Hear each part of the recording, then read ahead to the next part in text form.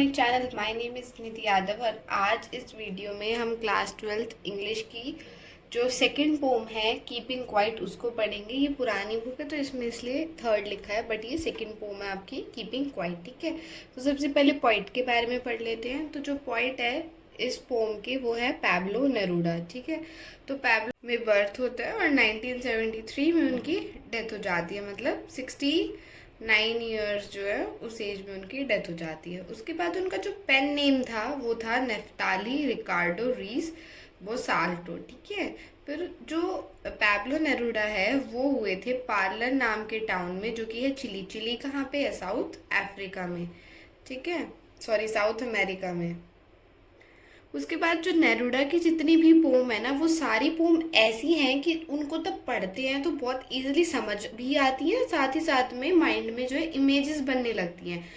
और जो है उन्होंने नोबेल प्राइज़ जीता था लिटरेचर में 1971 में, मतलब मरने से 2 साल पहले।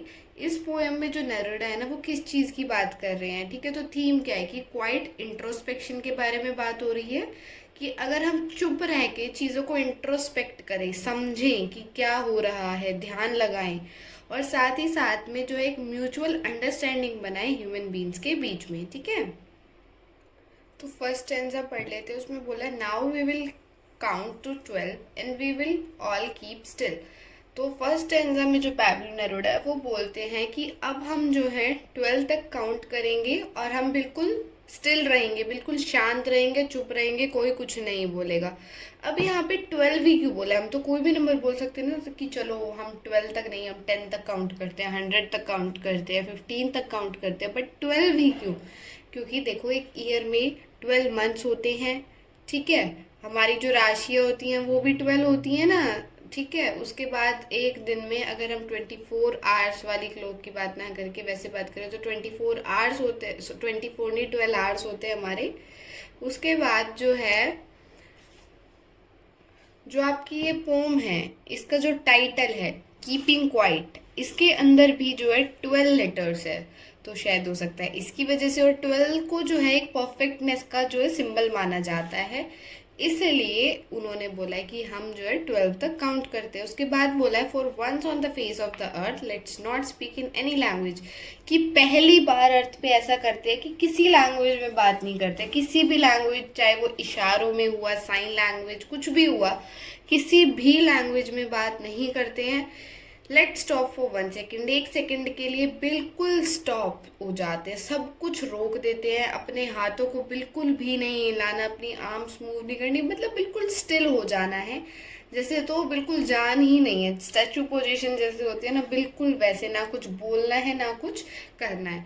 ठीक है, फिर नेक्स्ट स्टेंजा पे आते हैं। तो उसमें पॉइंट बोलते हैं कि ये बहुत ही ज़्यादा एग्जॉटिक मूवमेंट होगी। अब वो कौन सी मूवमेंट होती है जो आज से पहले कभी हुई ना हो, बहुत रेयर हो, ठीक है, अनऑर्डिनरी हो, वो वाली सिचुएशन। ठीक है, फिर विदाउट रश, मतलब अगर हम चुप रहेंगे, कुछ बोलेंगे नहीं, तो बिल्कुल भी रश नहीं होगा, कोई इंजन्स नहीं चल रहे होंगे, सब टुगेदर होंगे एक सडन स्ट्रेंजनेस में, मतलब कोई भी एक्टिविटी नहीं हो रही है, सब शांत है, तो एक स्ट्रेंजनेस है ना, और वो सबके आसपास वही स्ट्रेंजनेस होगी, तो उसमें सब टुगेदर होंगे। ठीक है, जो फिशरमैन्स हैं कोल्ड सी में, जो कि वेल्स को हार्म नहीं करेंगे। फिशरमैन क्या करते हैं? मछलियों को पकड़ते हैं, वेल्स को पकड़ते हैं, तो जो फिशरमैन्स है उस टाइम पे वो वेल्स को हार्म नहीं करेंगे। यहाँ पे वो कहना चाह रहे हैं कि नेचर जो है वो हर्ट नहीं होगा अगर हम ऐसा करेंगे तो।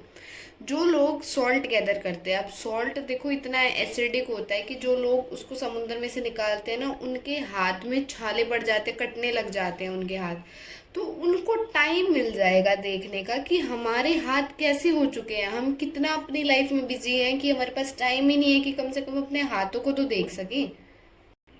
अब आगे है, देखो मेरी बुक को देख के ये मत सोचना ये मेरी क्लास 12th की बुक है इसलिए ये ऐसी है, पर सच्ची बताऊं तो ये बेस्ट वे है पढ़ने का। ऐसे पढ़ने पे आप तब भी पढ़ते हो तो आपको सब कुछ याद आने लगता है, तब भी पोएम को लेके बैठोगे तो। ठीक है, तो ऐसे लिख लिया करो, कोई दिक्कत नहीं होती, बल्कि ज़्यादा अच्छे से समझ में आता है और याद रहता है। तो आगे है पोएम के अंदर कि those who prepare green Wars, Wars with gas, Wars with fire. अब इसका मतलब क्या है कि जो लोग ग्रीन वॉर्स करते हैं, मतलब नेचर के साथ खिलवाड़ करके जो है वॉर्स करना, साथ ही साथ में वॉर्स विद गैस, गैस मतलब कि जो न्यूक्लियर वेपन्स वगैरह फेंक देते हैं तो उसमें जो न्यूक्लियर एक्सप्लोजन होता है, वॉर विद गैस। और साथ में वॉर्स विद फायर, ठीक है, जो फायर में न्यूक्लियर एक्सप्लोजिव्स की बात की है और जो रिलीज होती है हमारी पॉइजनस गैसेस, इसको आप किसी भी तरह से समझ सकते हो, ठीक है। या तो डिफॉरेस्टेशन ज़्यादा हो रहा है तो फायर लग जाती है। देखो पोइट्री में ही होता है, एक चीज़ के बहुत मतलब होते हैं, बात वो है कि आपको क्या ज़्यादा रेलेवेंट लग रहा है, ठीक है। तो वॉर्स विद गैस जो कि हमारी पॉइजनस गैसेस हम रिलीज करते हैं, अब जैसे हमारा क्लोरोफ्लोरोकार्बन इतना ज़्यादा हार्मफुल हो गया, हम कुछ चीज़ बर्न करते हैं तो जो कार्बन डाइऑक्साइड निकलती है वो, तो ऐसे जो वॉर्स प्रिपेयर कर रहे हैं, तो इस वॉर का कैसा फायदा है जब कोई सर्वाइवर ही नहीं बचेगा, ऐसी जीत जिस जीत को देखने वाला ही कोई नहीं बचेगा। तो सारे लोग जो है क्लीन क्लोथ्स में ये नहीं है कि साफ कपड़े पहन के आ जाओ, मतलब अपने जितना भी मन में जो है खटास भरी हुई है एक दूसरे के लिए या जो लड़ाइयाँ चल रही है उन सबको हटाओ, अपने मन को बिल्कुल साफ करो और एक साथ चलो सब अपने सब भाई जो हैं हमारे, हम यही बोलते हैं ना कि आपस में हम सब भाई बहन हैं, तो सब एक साथ में आओ और बहुत ही ज़्यादा फ्रेंडली रहने की कोशिश करो, बहुत प्यार से रहने की कोशिश करो, एक साथ एक जगह चलो शेड में, मतलब एक ऐसी प्रोटेक्शन जहाँ पे कोई कुछ नहीं कर रहा, ऐसी जगह चलो जहाँ सब सिर्फ प्यार से रह रहे हैं, अच्छे से बात कर रहे हैं, कोई कैसी भी तरह की लड़ाई नहीं हो रही है, ठीक है, सब एक दूसरे को सपोर्ट कर रहे हैं, एक ऐसी शेड में चलो, ठीक है, एक दूसरे की प्रोटेक्शन करे जहाँ सब कोई किसी के मन में मन मुटाव ना हो। अब आगे जो पैब्लो नेरूडा है वो कहते हैं कि what I should not be confused with total inactivity, मतलब ये मत समझना कि जो ये बोल रहे हैं इसका मतलब है बिल्कुल इनएक्टिविटी नहीं, मरना नहीं है, इनका मतलब ये नहीं है कि बिल्कुल ही धरती से गायब ही हो जाना है। आई वॉन्ट नॉट रक विद दैट, ये कहते हैं कि ये जो बोल रहे हैं इसका कोई रिलेशन नहीं है डेथ के साथ। अगर हम लोग जो है इतने सिंगल माइंडेड नहीं होते, सिंगल माइंडेड क्या है कि हम लोग जैसे ये सोचते हैं कि हमें सुबह उठना है, स्कूल जाना है, आके काम करना है, सो जाना है, ज़िंदगी में पढ़ना है, शादी करनी है, फिर बूढ़े हो जाना है और फिर मर जाना है, इतना सिंगल माइंडेड नहीं होना चाहिए हमें, ठीक है, कि बस चलते चले जा रहे हैं, ना अपने बारे में सोच रहे हैं ना कुछ और नेचर के बारे में सोच रहे हैं, बस लाइफ को चलते चले जा रहे हैं, ठीक है। तो वो चाहते हैं कि एक बार हो कि कुछ ना करे, एक साइलेंस तो होगी, अब लोग कुछ नहीं करेंगे, इतनी सारी चीज़ें अगर एक टाइम पे ही रुक जाएंगी तो कितनी ज़्यादा साइलेंस होगी ना।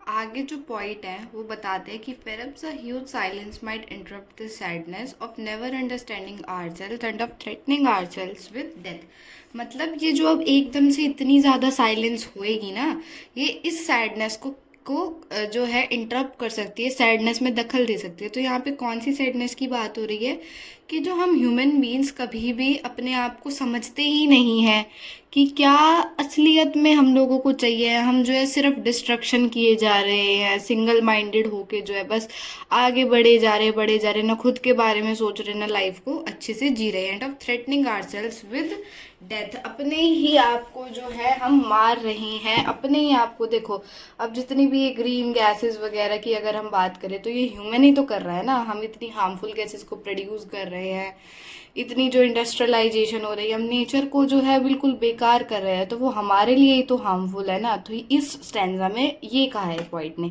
उसके बाद बात आती है कि perhaps the earth can teach us as when everything seems dead and later proves to be alive, और जो अर्थ है हमें ये सिखाती है कि एक बार जब चीज़ अगर जिसमें जान ख़त्म हो जाती है तो ज़रूरी नहीं है कि वहीं सब ख़त्म हो गया, फिर भी टाइम होता है। जैसे अर्थ है वो अपने आप को एक बार डेड दिखने के बाद दोबारा से रीजनरेट करती है, जैसे कि एक बार कोई पेड़ है वो जो है ऑटम में बिल्कुल जड़ जाता है और स्प्रिंग सीजन आने पे वो दोबारा से खिल जाता है।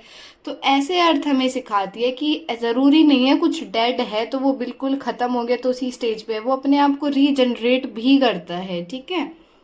हमेशा डिस्ट्रक्शन के बाद दोबारा से एक नई शुरुआत होती है जो बिल्कुल लाइफ्स को बदल देती है।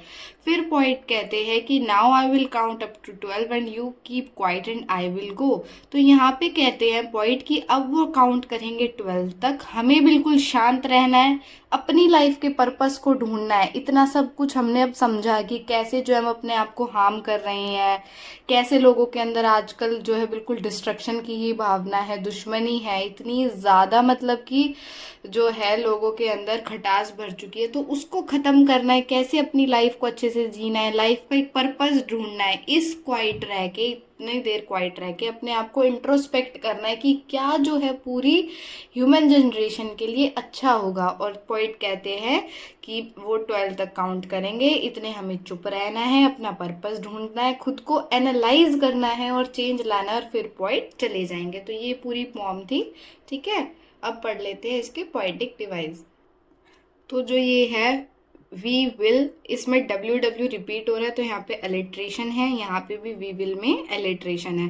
फिर नेक्स्ट स्टेंजा के अंदर लेट्स में एनाफोरा है, क्योंकि जब भी 2 लाइन की स्टार्टिंग में सेम वर्ड आता है तो वो एनाफोरा होता है, ठीक है। उसके बाद जो है विदाउट रश विदाउट इंजन, अगर पूरे वर्ड को रिपीट होता है तो वो रिपीटेशन होती है, ठीक है।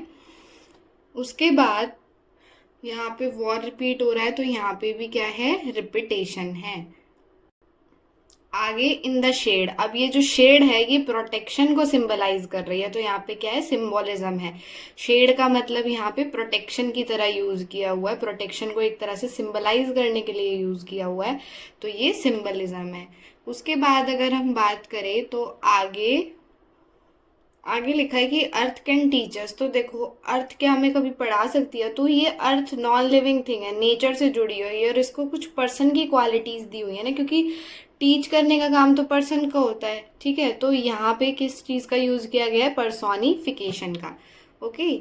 देन उसके बाद ये आपकी पोम थी, ये खत्म हो गई है। इसको अच्छे से पढ़ना, कोई डाउट हो तो कमेंट करना, ठीक है। मिलते हैं नेक्स्ट वीडियो में, बाय बाय।